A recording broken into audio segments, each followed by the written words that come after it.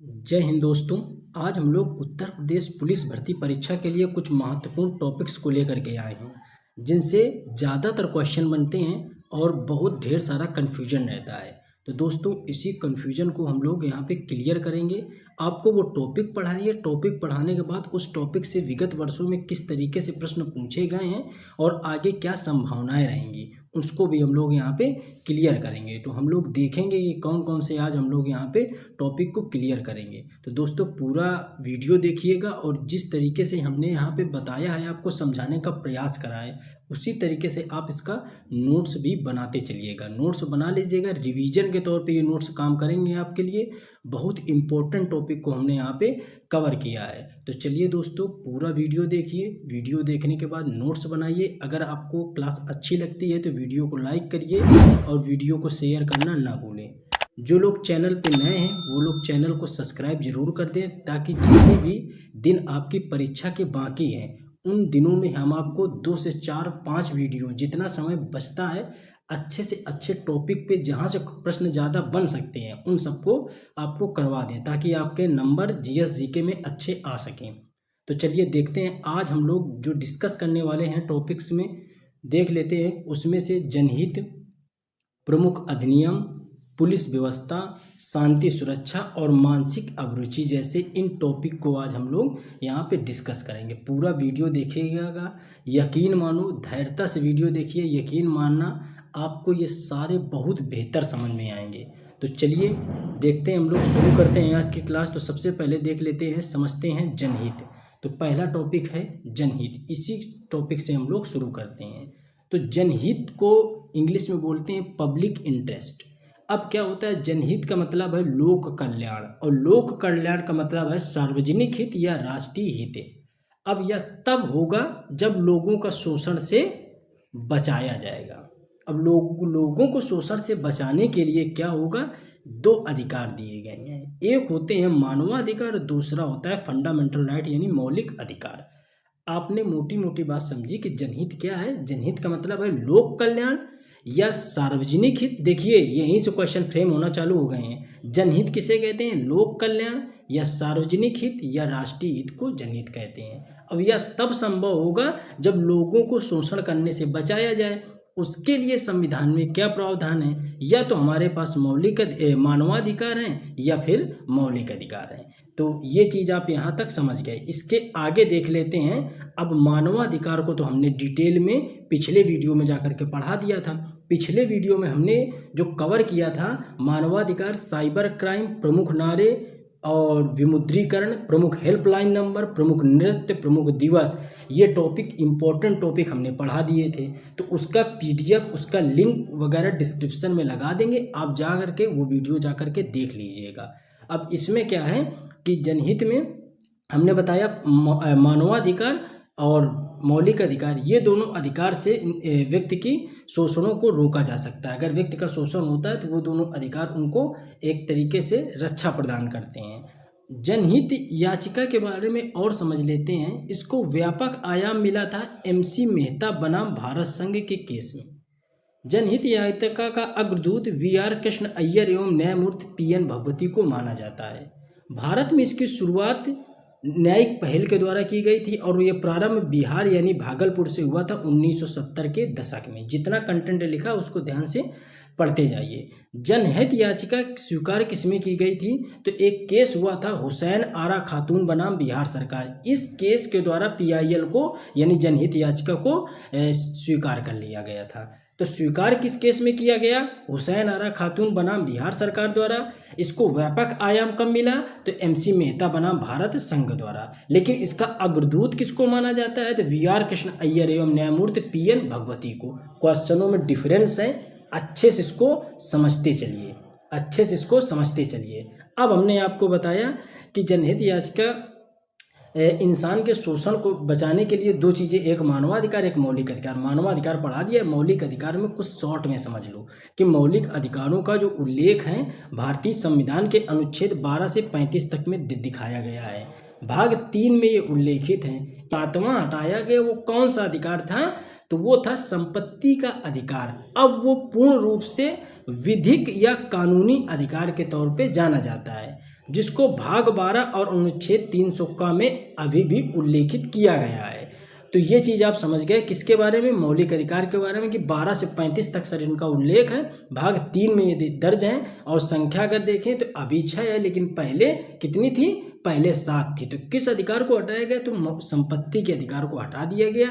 किस अधिनियम के द्वारा, तो 44वें संविधान संशोधन अधिनियम 1978 के द्वारा इसको हटा दिया गया है। अब यह एक विधिक या फिर कह दें कानूनी अधिकार है। ठीक है, उल्लेख वर्तमान में कहाँ पे है, तो पहले भाग 3 में था, अब भाग 12 में है। पहले अनुच्छेद 12 से 35 के बीच आता था, अब अनुच्छेद 300 का के बीच में है। चलिए, अगर फिर भी अगर किसी व्यक्ति के मौलिक अधिकारों का हनन हो रहा हो, तब क्या करेगा व्यक्ति, तब सुप्रीम कोर्ट अनुच्छेद 32, हाई कोर्ट अनुच्छेद 226 के तहत क्या करेगा, व्यक्ति रिट जारी करा सकता है। व्यक्ति जा करके अपनी बात रखेगा, तो सुप्रीम कोर्ट अनुच्छेद 32 और हाई कोर्ट अनुच्छेद 226 के तहत रिट जारी करती है। ठीक है, तो ये चीज़ आप अच्छे से समझ गए होंगे। हमने सबसे पहले आपको क्या बताया, जनहित के बारे में बताया।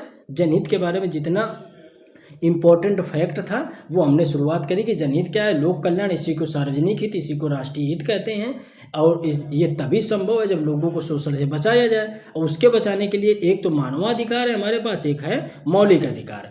और जनहित के बारे में जो पृष्ठभूमि थी तो आपको बता दिया, शुरुआत कहाँ से की गई, किस केस से शुरुआत हुई, इसको अग्रदूत इसको किसको कहा जाता है, ये आपने अच्छे से समझ लिया। अब समझ लेते हैं कि अगर पुलिस में जनहित किस तरीके से लागू होगा, क्वेश्चन आपसे कैसे बनेंगे। तो चलिए देखिए, सबसे पहले हम लोग देख लेते हैं कि पुलिस में जनहित किस तरीके से होता है।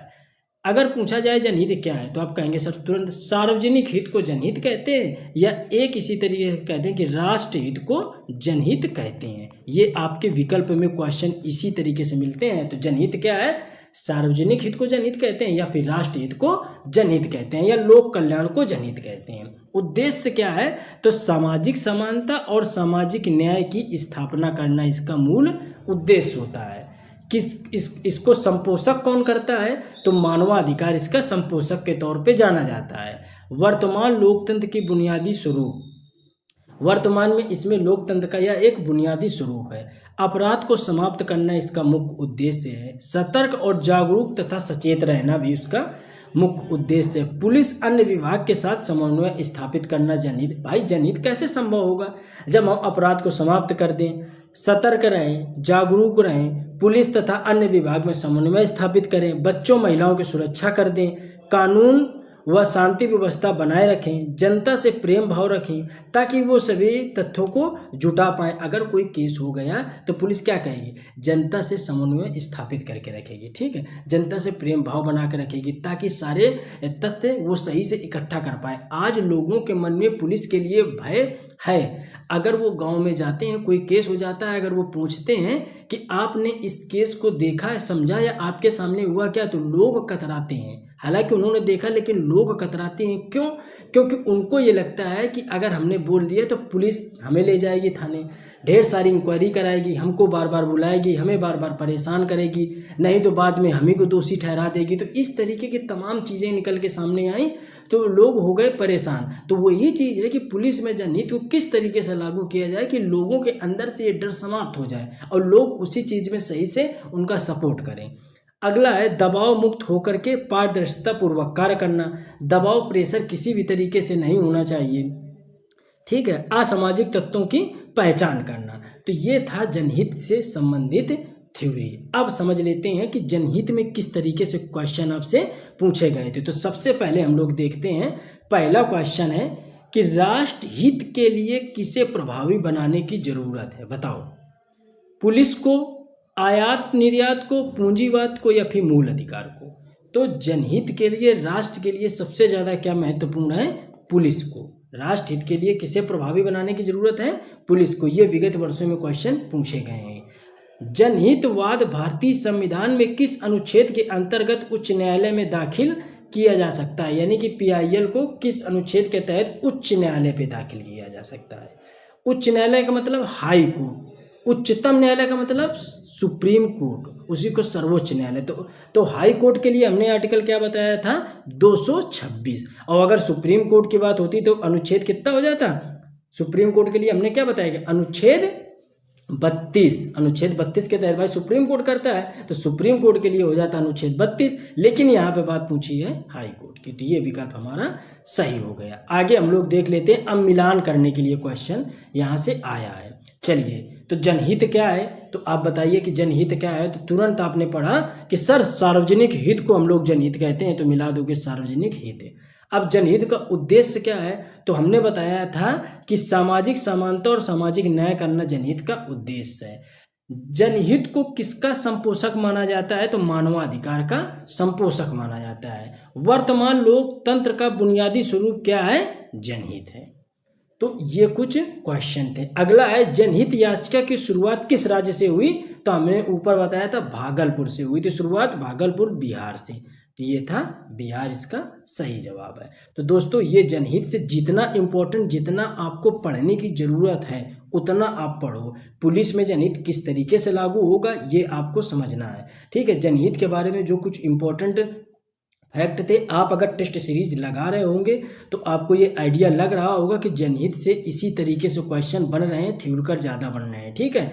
तो उनको उसी तरीके से हमको हैंडल करना है। चलिए आगे हम लोग देखते हैं, पुलिस प्रशासन और मानसिक अभिरुचि। पुलिस प्रशासन और मानसिक अभिरुचि, इसको बिल्कुल नॉर्मल तरीके से, इतना बेहतर तरीके से आपको समझ में आएगा। आप सिर्फ पूरा वीडियो देखिए, धैर्यता से चीज़ों को समझने का प्रयास करिए। चलिए देखते हैं, सबसे पहले देखते हैं कि यदि आप पुलिस में हो, ठीक है, तब क्या स्थिति पैदा होनी चाहिए। तो देखो, अगर आप पुलिस में हो तो आपका क्या धर्म होगा, बताइए। अगर आप पुलिस में हो तो आपका क्या धर्म बनता है कि आप क्या करोगे, लोकतंत्र की रक्षा करना, सबसे पहला कदम।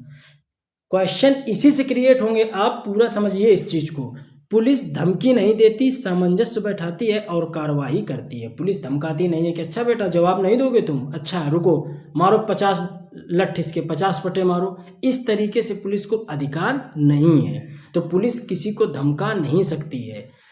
आपका कर्तव्य कानून के दायरे में रह करके कार्य करना है। आप अपने आप को सोच के चलो कि हम पुलिस है तो हमारे क्या कर्तव्य होंगे, वही चीज़ यहाँ पे समझाई गई है। इसको अगर किसी ने समझ लिया, दिमाग में सेट कर लिया, तो समझो अभिरुचि के जितने भी, मानसिक अभिरुचि के जितने भी क्वेश्चन है वो आराम से हल कर लेगा। इन चीज़ों को समझ लो। अनुशासन को बनाए रखेगा, कानून का पालन कठोरता पूर्वक से करेगा, ठीक है, कानून का पालन कठोरता पूर्वक से करेगा। अब बताओ कि कानून का पालन करने के लिए क्या कठोरता का होना जरूरी है, नहीं। क्यों, क्योंकि संविधान हमारा कैसा है, लचीला है। संविधान में स्पष्ट बात लिखी गई है, भारतीय संविधान लचीला संविधान है। तो वो क्या करेगा, कानून का पालन कठोरता से नहीं करेगा, आपको प्रेशराइज्ड नहीं करेगा, यहाँ पे कठोरता से पालन वो नहीं करेगा। आप पुलिस में हो तो आप कोई नेता नहीं हो, आप सम्मेलन नहीं कर सकते हो। तो बात समझ में आई। आप संविधान को लचीलेपन से लागू करेंगे, पोलाइटली होकर के केस को हैंडल करेंगे। आप हिटलर तानाशाही के रूप में संविधान पे रह करके, उस पद पे रह करके संविधान को गरिमा का उल्लंघन नहीं कर सकते। आप हिटलर शाही, तानाशाही नहीं दिखा सकते। यही बात कहता है कि कानून का पालन कठोरता से करना, ये बात नहीं होनी चाहिए। आप नेता नहीं हो, आप एक सेवक हो, तो आप उस भाव से काम करोगे, आप सम्मेलन नहीं करोगे, ठीक है। कानून व्यवस्था सुरक्षा के लिए इसलिए लचीला और संवेदनशील है। ये बात वहीं पे स्पष्टीकरण इसी का है, ये चीज आपके समझ में आ गई होगी। चलिए अब आगे देखते हैं कि यदि आपका ट्रांसफर हो जाए तब आप क्या करेंगे। आप अभी पुलिस में हैं, अपने आप को पुलिस में रख करके सोचिए कि आप पुलिस में हो, फिर आपका ट्रांसफर होता है तो आप क्या करोगे। क्या आप ट्रांसफर को मना कर दोगे, ऐसी गलती मत करना, आप ट्रांसफर को मना नहीं कर सकते हैं। 1 मिनट रुकिएगा, 1 सेकेंड। चलिए अब आगे देख लेते हैं, यदि आप पुलिस में हो और आपका ट्रांसफ़र हो तो आप क्या करेंगे, ट्रांसफ़र के लिए मना कर देंगे, तो मना नहीं करना है। आप यूपी के कानपुर में हो, आपका ट्रांसफ़र सोनभद्र, मिर्ज़ापुर, चंदौली, बस्ती कहीं कर दिया जाए, आपको वो स्वीकार करना है और आपको वहीं पे जाना है, भले ही वहाँ पे कितनी भी दिक्कतों का सामना करना पड़े, ठीक है। और जहाँ पे जाएंगे वहाँ पे समन्वय स्थापित करेंगे, हम परिवार को अपनाएंगे, यानी वहाँ की जनता को, वहाँ के लोगों को अपनाएंगे। लेकिन एक बात याद रखना, हमेशा पहले राष्ट्र हित, उसके बाद परिवार हित की थ्योरी लागू होती है कहाँ पे, जहाँ पे आप सरकारी सेवक हो जाते हैं। तो पहले क्या, पहले राष्ट्र हित, इसके बाद परिवार हित। अब देखो ये बात आप समझ गए कि आपका ट्रांसफर की बात। अब महिलाओं के मामले में समझ लो कि अगर महिला का केस आपके सामने आता है तब, तो चाहे जांच करना हो, शिकायत करना हो, यौन शोषण का मामला हो, चाहे किसी भी विभाग का मामला हो, ठीक है, तो आप क्या करेंगे, इन सभी मामलों में ये सभी संवेदनशील मामले होते हैं, ठीक है, चाहे वो बलात्कार का मामला हो, तो ये सारे संवेदनशील मामले होते हैं। तो ऐसे में आप क्या करेंगे, आंतरिक जांच करेंगे, आंतरिक जांच के लिए एक समिति का गठन भी करेंगे। अब जैसे बलात्कार का मामला आ गया, इससे क्वेश्चन खूब पूछे जाते हैं, तो इसको समझो। जैसे बलात्कार का मामला है, ऐसे में भी एक ये संवेदनशील मामला है, तो आप क्या करेंगे, गुप्त तरीके से जांच करेंगे और आंतरिक जांच समिति बनाएंगे, तथा आप जिस लड़की का बलात्कार हुआ है उसके घर वालों से आप संपर्क करके सबसे पहले जो भी अडल्ट या फिर कुछ ऐसी चीज़ें या फिर कुछ ऐसे वीडियोज हैं जो समाज में दिखाने लायक नहीं है, उनको तुरंत डिलीट करने, हटाने के लिए कहेंगे। इसके अलावा आप उसका नाम, पता, फोटो, पहचान गुप्त रखेंगे, आप सार्वजनिक नहीं कर सकते हैं, ठीक है। सोशल मीडिया से हटाने के लिए उनके माता पिता को बोलेंगे। कभी आपने नोटिस किया हो किसी भी तरीके से अगर सरकार रेड डालती है कुछ, या फिर कि इस तरीके के केस अगर देखे होंगे आपने कि बलात्कार संबंधी केस होते हैं, तो थाने में भी क्या करते हैं, उनको मास्क पहना देते हैं, रुपट्टा या किसी चीज़ से चेहरा लड़की का ढक दिया जाता है कि समाज में इसका गलत असर ना पड़े, उसको समाज में उसी हिसाब से उसको जीवन जीने का अधिकार प्राप्त हो जैसे पहले था। तो इन चीज़ों का भी ध्यान रखना है।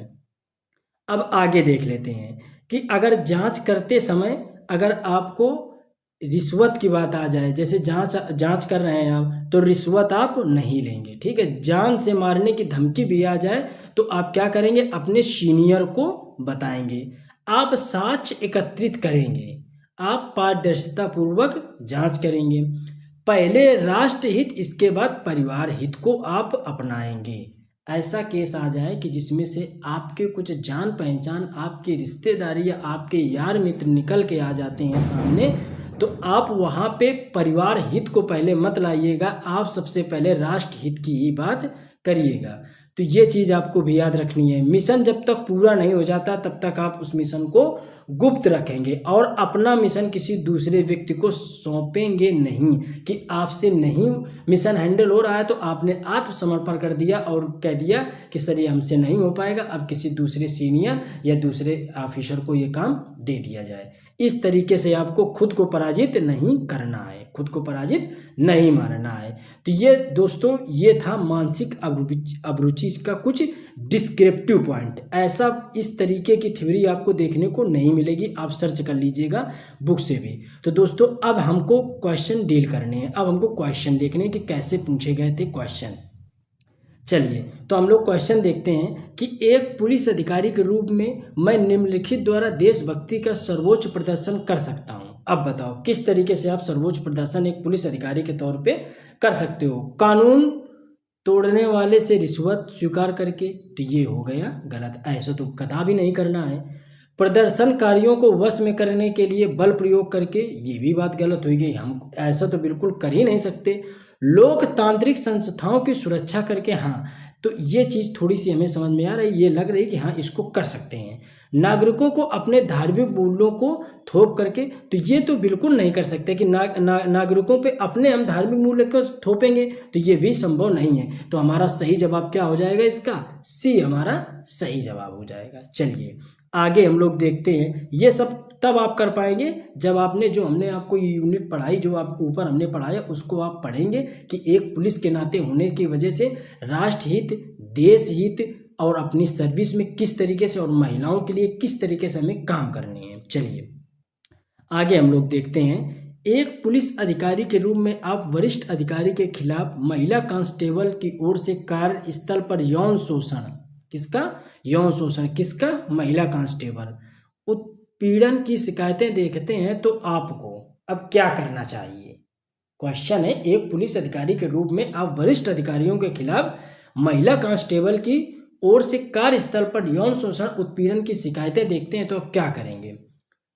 बताइए। एक बड़े पैमाने पर लिंग संवेदनशीलता प्रशिक्षण मॉड्यूल लागू करना, ऐसा आप करेंगे क्या? ऐसा कदापि नहीं करेंगे कि कोई इस तरीके का केस आया तो आप जागरूक करने के लिए लोगों को कि लिंग संवेदनशीलता के लिए प्रशिक्षण देने लगे कि नहीं ऐसा ना करें, ऐसा ना करें। इस तरीके की हरकत आपको बिल्कुल भी नहीं करनी है। कमांड भूमिकाओं से अलिप्त कार्मिकों के स्थानांतरण पर लागू करेंगे तो ये भी आप नहीं लागू करेंगे।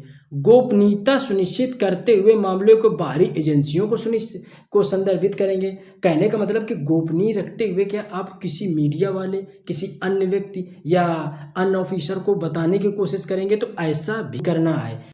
कार्यवाही का वादा करते हुए आंतरिक समितियों का गठन करना है। हमने क्या बताया था ऊपर अब हमने बताया था कि अगर इस तरीके से बलात्कार या शोषण के केस आते हैं तो आप क्या करेंगे? फोटो डिलीट करवाएंगे, चीज़ों को गुप्त रखेंगे, नाम पता फोटो वगैरह का सबको बिल्कुल क्या कर देंगे? गुप्त कर देंगे। और उसकी आंतरिक एजेंसी बैठाएंगे और उसकी आंतरिक मामलों से उसकी जांच करवाएंगे। यही तो कहा था।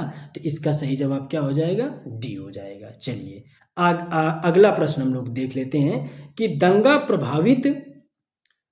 प्रभावित बहुधार्मिक इलाकों में पुलिस प्रमुख के रूप में आपको अगर भेजा गया है तो आप क्या करेंगे? तो बताइए कि अगर वहां हमको भेजा गया है तो हम क्या करेंगे? तो सबसे पहले है संवाद के मामले से समूहों में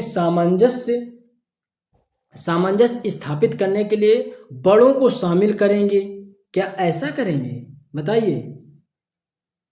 आप बिल्कुल इस तरीके से नहीं करेंगे। क्यों? क्योंकि आपको दंगा प्रभावित क्षेत्रों में उन चीज़ों को हैंडल करना है। तो आप बड़ों से कोई आप नेता थोड़ी हो कि आप लोगों के पास जा करके उनसे सामंजस्य स्थापित करने के लिए आप उनको बैठाओगे, मीटिंग करोगे। आप पुलिस में हो, आपको ये सारे काम नहीं करने हैं। समाधान के लिए नगर पालिका अधिकारियों के साथ चिंताओं को प्रस्तुत करेंगे। तो ऐसा उनसे भी हमें कोई मतलब नहीं है। तनाव कम होने तक अनिश्चित काल तक कर्फ्यू लगाना चाहिए। तो ये तो हो सकता है। अब क्या है? सामुदायिक सीमाएं लांघने वाले उपद्रवियों पर सख्त कार्रवाई करेंगे। ये भी हो सकता है। अब समझो ये दो क्वेश्चनों पे आपको डाउट आया तो एक बात समझो, आप पुलिस में हो, आपको कर्फ्यू लगाने का अधिकार नहीं है। तो कर्फ्यू लगाने का अधिकार किसके पास है? तो डिस्ट्रिक्ट मजिस्ट्रेट वगैरह कर्फ्यू लगाएंगे। तो सर ये वाला विकल्प क्या हो गया? गलत हो गया। तो सही कौन सा हुआ? चौथा विकल्प हमारा सही हो गया कि सामुदायिक सीमाएं लांघने वाले उपद्रवियों पर सख्त कार्रवाई करनी चाहिए। चलिए तो ये भी हमने यहाँ पे समझ लिया। अब समझ लेते हैं पुलिस व्यवस्था से काफ़ी अच्छे प्रश्न बनते हैं। जितना बताया है उतना आप अच्छे से इसको नोट करिएगा और देखिएगा कि सारे प्रश्न लगभग अगर सारा सब कुछ पॉजिटिव रहा और जिस तरीके से पेपर आपका आया था पैटर्न वही रहा तो सब कुछ पॉजिटिव ही जाएगा आपके भी साथ। परेशान ना हो। ठीक है। अब देखिए सबसे पहले समझ लेते हैं पुलिस व्यवस्था में कि उत्तर प्रदेश में कुल जोन कितने हैं? तो 8 जोन है। पुलिस जोन का जो मुखिया होता है आईजी होता है। अभी देखो जो रैंक वाले क्वेश्चन है ना कि आईजी, डीआईजी, एसपी, ये सब डीएसपी, इन सब की रैंक हम आपको बहुत विधिवत ढंग से कराएंगे। समझो तो कुल जोन कितने हैं? पुलिस जोन 8 हैं। जिसमें का मुखिया कौन होता है? प्रमुख कौन होता है? आईजी होता है। रेंज क्या होते हैं? तो रेंज टोटल 18 है। जिसका मुखिया कौन होता है? तो डीआईजी होता है। बात समझ में आ गई? यानी कि इस तरीके से सीक्वेंस होगा, पहले डीआईजी फिर उसके ऊपर आईजी है। ठीक है। तो ये इसका मुखिया है, ये इसका मुखिया है। अभी आगे बताएंगे कुल कमिश्नरेट कितने हैं? तो 7 जिलों में कमिश्नर पावर अभी जनरेट है। लखनऊ नोएडा 2020 में बनाए गए थे। कानपुर, वाराणसी और गाजियाबाद 2021 में बनाए गए और आगरा प्रयागराज को 2022 में दर्जा दिया गया था। तो कुल कमिश्नर जिले कितने हैं? कमिश्नरेट जिले कितने हैं? 7 जिले हैं। इन जिलों के नाम आपको अच्छे से याद रखना है। अगर अब आगे देखते हैं हम लोग। देखो अब इनसे बड़ा कन्फ्यूजन रहता है कि देश का मुख्यालय, पुलिस मुख्यालय, तो आप इनको एक जगह पे हमने जो 5-6 हैं इनको लिख दिया, आप यहीं से इनको कवर करिएगा। देखिए देश का पहला पुलिस संग्रहालय कहाँ पे है? तो ये गाजियाबाद में है। ठीक है। और इसी को दिल्ली का प्रवेश द्वार भी कहा जाता है। उत्तर प्रदेश का पुलिस मुख्यालय वर्तमान में लखनऊ में है। सरदार वल्लभ भाई पटेल राष्ट्रीय पुलिस अकादमी के नाम से अगर बोले या फिर राष्ट्रीय पुलिस अकादमी बोले तो आप बताएंगे सर ये हैदराबाद में है। केंद्रीय पुलिस प्रशिक्षण अकादमी कहाँ पे है? भोपाल में है। डॉक्टर भीमराव अंबेडकर पुलिस अकादमी कहाँ पे है? तो मुरादाबाद में है। डॉक्टर भीमराव अंबेडकर पुलिस अकादमी कहाँ पे है? मुरादाबाद में है। ये जितनी अकादमी बता रहे हैं इनको याद रखिएगा। बाल कारागार लखनऊ में है, महिला कारागार लखनऊ में है। तो लखनऊ में वर्तमान में पुलिस का हेडक्वार्टर भी है और बाल कारागार और महिला कारागार भी लखनऊ में है इस समय। इस समय अगर बात करी जाए तो केंद्रीय गुप्तचर प्रशिक्षण इकाइयां कितनी हैं? तो टोटल 5 इकाइयां पूरे भारत में हैं, जिसमें से एक इकाई यूपी में स्थित है जिसका नाम है गाजियाबाद में। तो ये याद रखिएगा। जयपुर, कलकत्ता, हैदराबाद और चंडीगढ़ के अलावा गाजियाबाद एक इकाई स्थित है। कौन से? गुप्तचर प्रशिक्षण की इकाई। चलिए अब देख लेते हैं पुलिस अधिनियम कब नियमित किया गया। तो ये कब किया गया? 1861 में। ग्राम पुलिस का जनक किसे कहते हैं? तो वारेन हेस्टिंग को 1781 में। शब्दावली समझिएगा, हमने कहा है ग्राम पुलिस का जनक, हमने ये नहीं कहा कि पुलिस व्यवस्था का जनक या पुलिस का जनक। इसमें ग्राम शब्द लगा है और इसमें पुलिस शब्द लगा है। ग्राम के पहले पुलिस शब्द लगा है किसमें? पुलिस के पहले अगर ग्राम शब्द लगा मिल जाए, ग्राम का पूछा जाए तो वारेन हेस्टिंग को टिक करना है। वरना अगर डायरेक्ट पूछ लिया जाए पुलिस का जनक या पुलिस व्यवस्था का जनक या प्रशासनिक सेवा का जनक या भारत का भाग्य विधाता या स्थायी बंदोबस्त का जनक, तो सब में है लॉर्ड कॉर्नवालिस। क्या है? Lord Cornwallis. तो ये आप बिल्कुल ऐसे ही रट लीजिएगा, अच्छे से समझ लीजिएगा। अब भारतीय पुलिस किस सूची का विषय है? तो ये सर राज्य सूची का विषय है। उल्लेख इसका कहाँ है? तो अनुच्छेद 246 में इसका उल्लेख देखने को मिलता है। अब देखते हैं पुलिस क्षेत्र की अवस्थापना यानी रैंक के बारे में। तो देखिए हम नीचे से आपको रैंक ये बताएंगे, ठीक है। तो सबसे पहले देखते हैं रैंक हमने देखी सबसे पहले, और ये नीचे रैंक लिखी हुई है। चलिए एक पेज में नहीं आ पाया है, ये 2 पेज में है। तो सबसे पहले कांस्टेबल होता है जिसको आरक्षी बोला जाता है। उसके ऊपर हेड कांस्टेबल होता है जिसको दीवान बोला जाता है। इसके ऊपर होता है एसआई, और हालांकि इनके दोनों के बीच में होता था एएसआई, लेकिन अब क्या किया गया है? एएसआई का पद ही समाप्त कर दिया गया है, ठीक है। तो अब क्या होता है? कांस्टेबल के ऊपर हेड कांस्टेबल के ऊपर उप निरीक्षक, इसी को हिंदी में भी लिख दिया है, ठीक है। तो हिंदी भी आप देखते चलिएगा। इसी को एसआई कहा जाता है। चौकी का प्रभारी होता है और इसको भार साधक कहा जाता है, ठीक है। भार साधक कहा जाता है किसको? एसआई को कहा जाता है। यही क्वेश्चन आपसे एग्जाम में पूछा गया था, ठीक है। तो इसको याद रखिएगा एसआई का। अब एसआई के अगर ऊपर हम लोग चलते हैं, ठीक है, एसआई के ऊपर की स्थिति देख लेते हैं, ठीक है। ये ऊपर से नीचे की तरफ एरो बनाए गए, लेकिन हम लोग नीचे से ऊपर की तरफ पढ़ के चल रहे हैं। तो क्या दिक्कत है? नीचे से ऊपर जाएंगे हम लोग, नीचे सीढ़ी से ऊपर की तरफ बढ़ेंगे। अब हम लोग देखते हैं प्रभारी निरीक्षक, उसी को इंस्पेक्टर हम लोग कहते हैं। ये पूरे थाने का मुखिया होता है। इसके ऊपर हम लोग जब चलते हैं तो एक पद होता है डीएसपी का। ये पद आता है पीसीएस से, ये पद आता है पीसीएस से। ये पीसीएस से आते हैं, इन्हीं को डीएसपी बनाया जाता है। इन्हीं को हम लोग सर्कल ऑफिसर या सीओ कह देते हैं। ये पूरा एक, इनके अंतर्गत कई थाने आते हैं। एक सीओ के अंतर्गत 7-8 थाने भी आ सकते हैं। अब इसके ऊपर होता है एसपी, ठीक है। इसके ऊपर होता है एसपी। हालांकि बीच में एक पद होता था डीएसपी का। कौन सा?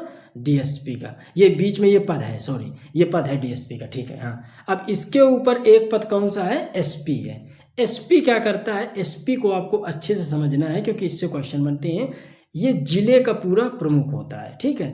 पुलिस बल में पदोन्नति करेगा, सशस्त्र बलों प्रधान कांस्टेबलों की नियुक्ति करेगा। कौन करेगा? एसपी करेगा। इसके ऊपर होता है एसएसपी। एसएसपी के ऊपर होता है डीआईजी। अभी हमने बताया, अब ये हिंदी से हमने लिख रखा है, पेपर बाइलिंगुअल आता है तो हिंदी इंग्लिश दोनों आप समझते जाइएगा, ठीक है। अगर हिंदी आपको कठिन लगे तो पेपर पलट के देख लीजिएगा, इंग्लिश से भी लिखा होता है। तो ये उप महानिदेशक को डिप्टी इंस्पेक्टर जनरल कहते हैं, डीआईजी। ये रेंज का प्रमुख होता है। रेंज की संख्या कितनी बताई? 18। इसके ऊपर होता है महानिदेशक।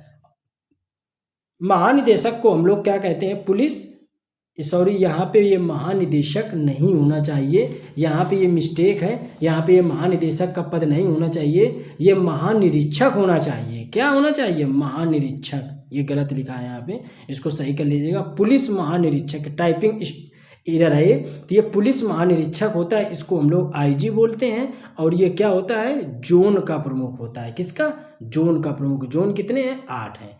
पुलिस महानिदेशक इसके ऊपर होता है, जिसको कहते हैं डीजीपी। ठीक है, ये उत्तर प्रदेश में पुलिस का सर्वोच्च अधिकारी होता है। कहने का मतलब, अगर ये आपका जिला है तो यहाँ पे सर्वोच्च अधिकारी बैठा है, जिसको हम लोग कह रहे हैं डीजीपी। और डीजीपी के नीचे फिर हो गए आईजी, आईजी के नीचे हो गए डीआईजी, उसके नीचे हो गए एसएसपी, फिर एसपी, फिर इस तरीके से आपका ये सर्कल चलता रहेगा। तो ये बात आप अच्छे से समझ गए होंगे। लेकिन जिले में जो सबसे बड़ा होता है वो कौन होता है, एसपी होता है। एसएसपी कहाँ पे होता है, एसएसपी महानगरों वगैरह में नियुक्त करा जाता है। 1 मिनट आपको समझा देते हैं, ऐसे समझ लो आप। अब जैसे मान लो ये कोई जिला है, 2 मिनट आप बात समझ लो, ये कोई जिला है, मान लो इसका जिला, ये कानपुर जिला है, ठीक है। अब इस जिले का जो सबसे मुखिया होगा, जो सबसे बड़ा मुखिया होगा, वो कौन होता है, डीएम होता है, डिस्ट्रिक्ट मजिस्ट्रेट। और डिस्ट्रिक्ट कलेक्टर कौन होता है, अच्छा दोनों में फर्क भी है, एक होता है डिस्ट्रिक्ट कलेक्ट्रेट, एक होता है डिस्ट्रिक्ट मजिस्ट्रेट। तो डिस्ट्रिक्ट कलेक्ट्रेट क्या काम करता है, जितना राजस्व का कलेक्शन है, राजस्व का कलेक्शन कौन करता है, डिस्ट्रिक्ट कलेक्ट्रेट करता है। तो इस बात को याद रखिएगा, क्वेश्चन यहाँ से भी पूछा जाता है। तो राजस्व का कलेक्शन कौन करता है, डिस्ट्रिक्ट कलेक्ट्रेट। और डिस्ट्रिक्ट मजिस्ट्रेट न्यायिक मामलों का मुखिया होता है, न्यायिक मामले देखता है, जिसको हम लोग आईएएस कह देते हैं, डीएम कह देते हैं, ठीक है। तो ये आईएएस अधिकारी होता है, ये जिले के सबसे ऊपर होता है, सबसे बड़ा अधिकारी यही है। अब ये क्या करता है, हर जगह तो जा नहीं सकता है, तो यहाँ पे विभाग बनाए गए हैं। जैसे आप जानते हैं कि ये सर शिक्षा विभाग हो गया, ये मेडिकल विभाग हो गया, ये सर पुलिस विभाग हो गया, ये सर कृषि विभाग हो गया, सर ये अन्य विभाग हो गया। इस तरीके से विभाग बने हैं। तो अब ये क्या कमांड देता है, ये जो इनके जैसे शिक्षा विभाग का, ये मेडिकल विभाग का सबसे बड़ा अधिकारी कौन होता है, सीएमओ होता है। पुलिस विभाग का सबसे बड़ा अधिकारी कौन होता है, एसपी होता है, ठीक है। ऐसे शिक्षा विभाग का सबसे बड़ा अधिकारी कौन होता है, अगर बेसिक शिक्षा में भी 3 विभाग हो जाते हैं, एक बेसिक हो जाता है, एक इंटर कॉलेज हो जाता है, एक ग्रेजुएशन वाला हो जाता है। तो मान लो कि अगर बेसिक को लेके चले तो डायट प्रचार हो जाता है। तो ये क्या करता है, इनको कमांड देता है, ये जो मुखिया है। और ये मुखिया लोग क्या करते हैं, ये अपने जूनियर को कमांड देते हैं। तो जो एसपी होता है वो पुलिस का सबसे मुखिया होता है जिले में। वही बात हमने आपको ऊपर समझाई है, ठीक है। ये बात आप अच्छे से समझ गए होंगे। अब देख लेते हैं पुलिस अधिकारियों के कर्तव्यों का प्रावधान किसमें है, धारा 23 में है।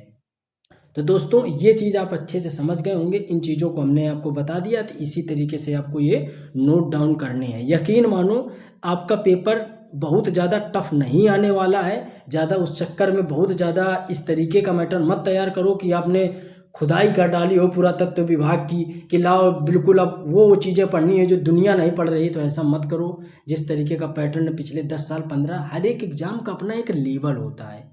पुलिस जिस पे ग्रेड में है, जिस पोजीशन पे वर्क करती है, उसी के हिसाब से, और जिसकी जितनी क्वालिफिकेशन है, जिसका जितना स्टेटस है, उसी के अकॉर्डिंग पेपर दिया जाता है।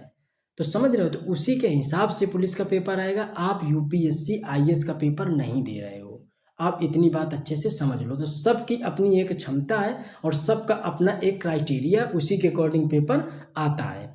चलिए अब हम लोग आगे देख लेते हैं। अगर बात कर ली जाए, अगर इसी में आपसे ये पूछ लिया जाए कि केंद्रीय गुप्तचर प्रशिक्षण स्कूल कहाँ पर स्थित है, तो ये कुछ ऑब्जेक्टिव भी हमने करवाए हैं। जो हमने थ्योरी बताया है उसी का ये ऑब्जेक्टिव है। तो बताइए केंद्रीय गुप्तचर प्रशिक्षण स्कूल कहाँ पर है। तो ऑप्शन है दिल्ली, चेन्नई, कलकत्ता और मुंबई। तो इसका सही जवाब क्या हो जाएगा, कलकत्ता। क्या हो जाएगा, कलकत्ता। आगे देख लेते हैं उत्तर प्रदेश में कुल कितने गुप्तचर संस्थान हैं। तो अभी हमने ऊपर बताया कि कुल 5 गुप्तचर संस्थान हैं। और कहाँ पे वो 5 गुप्तचर संस्थान स्थित हैं, तो हमने बताया कि यूपी में 1 है गाजियाबाद, इसके अलावा 4 जयपुर, कलकत्ता, हैदराबाद और चंडीगढ़ में स्थित हैं। ये बात आपने ऊपर थ्योरी में पढ़ी। अब आगे देख लेते हैं। देखो अब ये रैंकिंग आ गई, ये क्वेश्चन पूछा भी गया था। अब ये रैंक वाला क्वेश्चन आ गया कि इस रैंक को आपको सेट करना है। तो हमने बताया था, हमने कहाँ से चालू किया था, कांस्टेबल से। इसके ऊपर हेड कांस्टेबल, इसने क्या किया, कांस्टेबल हटा दिया, सीधे हेड कांस्टेबल से चालू कर दिया। चलो देखते हैं। देखो हेड कांस्टेबल, इंस्पेक्टर, पुलिस महानिदेशक, सहायक और उप महानिदेशक, तो ये तो इन्होंने गलती कर दी। समझ गए। यहाँ पे पुलिस उप महानिदेशक वाला ये जो पद है, यहाँ पे यही गलत लिख दिया, ठीक है, तो ये गलत हो गया। हेड कांस्टेबल ये सही है, इंस्पेक्टर ये भी सही है, पुलिस उप महानिरीक्षक ये भी सही है और पुलिस उप महानिरीक्षक ये भी सही है। तो कहने का मतलब बी ऑप्शन हमारा सही मिल गया। इसके आगे भी आप चेक कर लोगे तो ये सब गलत लिखे हुए हैं, ठीक है। तो ये चीज़ आप अच्छे से समझ गए। ऊपर वाले जो हमने रैंकिंग दी है उसको एक दो बार आप देखोगे तो आप आसानी से इसको हल कर लोगे। चलिए अब हम लोग देख लेते हैं शांति सुरक्षा। इससे क्वेश्चन आता है, लोगों को ये समझ नहीं आता कि वास्तव में ये चीज़ें कैसे करनी है। तो देखो, शांति सुरक्षा बनाने के लिए क्या है, दो तरीके अपनाए गए हैं। एक है इंटरनल हम लोग सिक्योरिटी समझेंगे, एक है बाय सिक्योरिटी समझेंगे, एक्सटर्नल सिक्योरिटी को समझेंगे। इंटरनल सिक्योरिटी के अंतर्गत हमने कुछ अपनी सेनाएं रखी हैं और कुछ एक्सटर्नल सिक्योरिटी के लिए हमने कुछ सेनाएं रखी हैं। बाह्य सुरक्षा रक्षा मंत्रालय के अधीन काम करती है और आंतरिक सुरक्षा गृह मंत्रालय के अधीन काम करती है। तो अब देखो, इसमें पुलिस विभाग किसके अधीन है, गृह मंत्रालय के। किसके अधीन है, गृह मंत्रालय के अधीन है। कौन, राज्य पुलिस। यही क्वेश्चन आ जाता है और इसी में लोग गलत कर देते हैं, तो इसको अच्छे से समझना है। सबसे पहले देख लेते हैं हम लोग बाह्य सुरक्षा। तो जब हम लोग बाह्य सुरक्षा देखते हैं तो तुरंत देखते हैं कि ये रक्षा मंत्रालय के अधीन है। इसमें सिर्फ 3 सेना है, जल सेना, थल सेना और वायु सेना है। और गृह मंत्रालय की होम मिनिस्ट्री के अंतर्गत कौन कौन से हैं, तो टोटल अर्धसैनिक बल। अर्धसैनिक बल में जैसे BSF, SSB, CISF, CRPF, NSG, SPG, commando वगैरह सब किस में आते हैं, अर्धसैनिक बल में। राज्य पुलिस भी किसके अंतर्गत है, गृह मंत्रालय के। कानून प्रवर्तन एजेंसियों में से जैसे NCRB, CBI, ठीक है, CBI और IB और CAPF। CBI की स्थापना 1963 में हुई थी और IB की स्थापना 1968 में हुई थी। तो ये सारी एजेंसियां किससे हैं, गृह मंत्रालय की। इसी से क्वेश्चन आता है, क्वेश्चन डीप नहीं जाता, लेकिन हम लोगों ने सिस्टम से पढ़ नहीं रखा है, तब हमें हो जाता है सस्पेंस। और जब सस्पेंस होता है तो फिर क्वेश्चन गलत होने के चांस 99% होते हैं, सही होने के चांस 1% होते हैं। चलो अब आगे देख लेते हैं। अपराध का रिकॉर्ड रखने वाली जो भी संस्थाएं हैं उनसे क्वेश्चन आता है। तो अपराध का रिकॉर्ड NCRB रखती है केंद्र में, SCRB रखती है राज्य में और DCRB रखती है जिले में। तो ये क्वेश्चन पूछा गया था, आप पेपर उठा के देखिएगा पिछला, तो आपको आइडिया लग जाएगा ये क्वेश्चन आया था, ठीक है। तो जिले में डिस्ट्रिक्ट और राज्य में स्टेट और केंद्र में नेशनल, ठीक है। तो इस तरीके से आप इसको समझ लीजिएगा। संथानम समिति 1962 की सिफारिश पर गठित क्या हुआ था, CBC यानी केंद्रीय सतर्कता आयोग और CBI यानी केंद्रीय जांच ब्यूरो आयोग। केंद्रीय सतर्कता आयोग की स्थापना 1964 और जांच ब्यूरो आयोग की स्थापना 1963 में हुई थी। चलिए अब आगे देख लेते हैं। ये क्वेश्चन हमने लिखा भी है, प्रत्येक जिले में अपराध का रिकॉर्ड कौन रखता है, बताओ। DCRB हमने ऊपर अभी ये कराया, तो कौन रखता है, DCRB। चलिए आगे हम लोग देखते हैं। अब यहाँ पे हमने कुछ अधिनियम लिख दिए हैं। अब आपको ये अधिनियम पढ़ने हैं। जैसे अधिनियम से भी क्वेश्चन आता है। अब कह दो कैसे क्वेश्चन आता है, तो आपने देखा होगा वो अधिनियम हो सकते हैं किससे रिलेटेड, पर्यावरण से रिलेटेड। तो आप कहोगे ये पर्यावरण से आया था, पुलिस से आया ही नहीं था।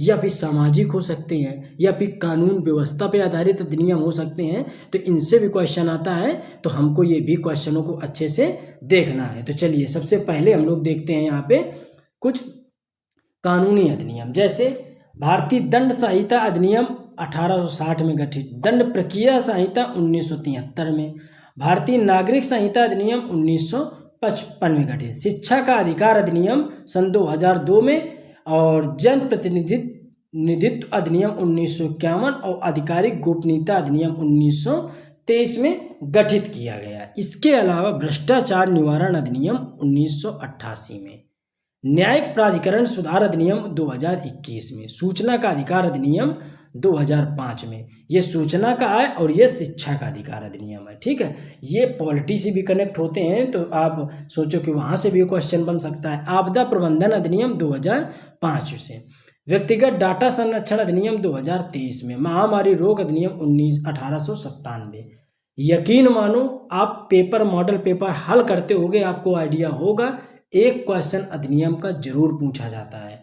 आपके 5 दिन पेपर चलेंगे, 10 शिफ्ट होंगे, ये मान के चलो कम से कम 10 से 12 अधिनियम आने ही आने हैं। और उन 10 से 12 अधिनियमों से एक शिफ्ट में अगर एक ही आया तो 10 अधिनियम तो हो गए ना। एक शिफ्ट में अगर एक आया तो 10 शिफ्ट हो गई तो 10 अधिनियम तो हो गए। तो आपको रटना ही रटना है। अगर एग्जाम में अगर किसी शिफ्ट में भ्रष्टाचार निवारण अधिनियम दे दिया है तो अगले शिफ्ट में बदल के देगा ना। वो हो सकता है रिपीट कर जाए, लेकिन सभी में रिपीट करेगा ये तो जरूरी नहीं है।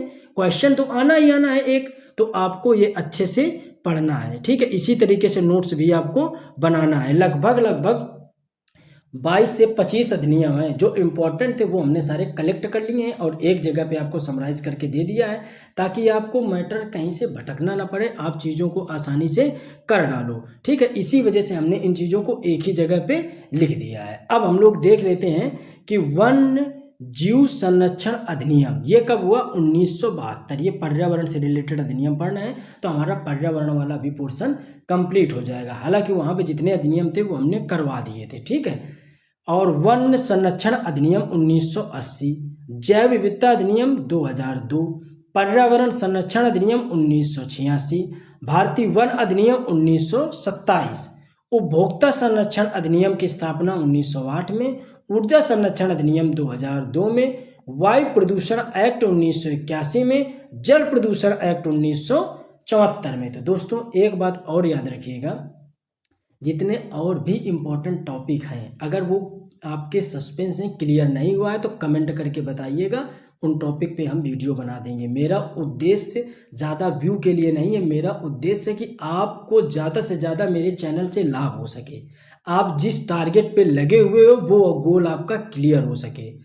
तो अगर आप सही से पढ़ाई कर रहे हो तो चीज़ों को सिस्टम से पढ़ना बहुत ज़्यादा ज़रूरी है। आप उछल के ऑब्जेक्टिव इस तरीके से मत हल करो, पहले आप उसका डिस्क्रिप्टिव पढ़ लो फिर आप उसका ऑब्जेक्टिव पढ़ो, तो आप अच्छे से क्वेश्चन को भी समझ पाओगे और आप आराम से हैंडल कर लोगे। चलिए आगे देख लेते हैं। और जनगणना से एक क्वेश्चन आता है, तो जनगणना का संपूर्ण जनगणना का वीडियो बना हुआ है, हम लिंक भी लगा देंगे, तो आप जाकर के वो वीडियो देख के नोट्स बना लेना। चलिए, क्योंकि समय बहुत कम है तो उन समय का सही इस्तेमाल करना है। धन शोधन निवारण अधिनियम 2002, सरफेसी अधिनियम 2002, प्रतिस्पर्धा अधिनियम 2002, भारतीय कंपनी अधिनियम 1956 में और पोक्सो एक्ट 2012 में। पूछ लेता है क्या फुल फॉर्म, ठीक है। तो पॉक्सो एक्ट का अगर फुल फॉर्म पूछता है तो उसको आप याद रखना कि protection of children from sexual offence. तो ये इसका इंग्लिश में है बाल यौन अपराध संरक्षण अधिनियम, ये इसका हिंदी में है। तो ये तो बहुत ही ज़्यादा इम्पोर्टेंट है, तो इसको आपको बिल्कुल अच्छे से रट ही लेना है, ठीक है। या तो इसका अधिनियम पूछ लेगा, या तो इसका फुल फॉर्म पूछ लेगा, या फिर इसका क्या पूछ लेगा, हिंदी में पूछ लेगा। तो बिल्कुल इसको आंख बंद करके रट लेना है, इसको रट लेना है, टाटा को रट लेना है, ठीक है। आपसा और यूएपीए इनके सन रट लेने हैं, ठीक है।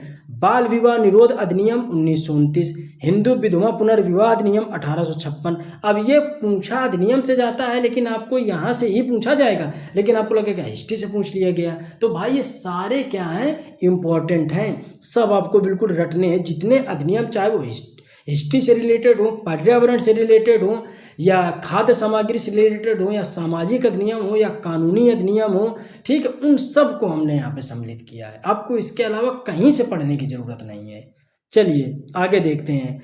आप नहीं तो आप जब टेस्ट लगाएंगे तो आपको आइडिया लग जाएगा कि ये क्वेश्चन तो हमने पढ़ रखा है, ये तो यहाँ पे बताया गया था सर के द्वारा, तो आप अच्छे से इसको देख लीजिएगा। विस्फोटक अधिनियम 1908 में, राष्ट्रीय सुरक्षा अधिनियम यानी NSA national security adviser act 1980, national security act 1980, टाटा का एक्ट 1985, इसका भी हमने लिख दिया, इसको भी पढ़ लीजिएगा। आपसा 1958, यूएपीए 1967, घरेलू हिंसा से महिला संरक्षण अधिनियम 2006 में बनाया गया। तो ये कुछ अधिनियम थे।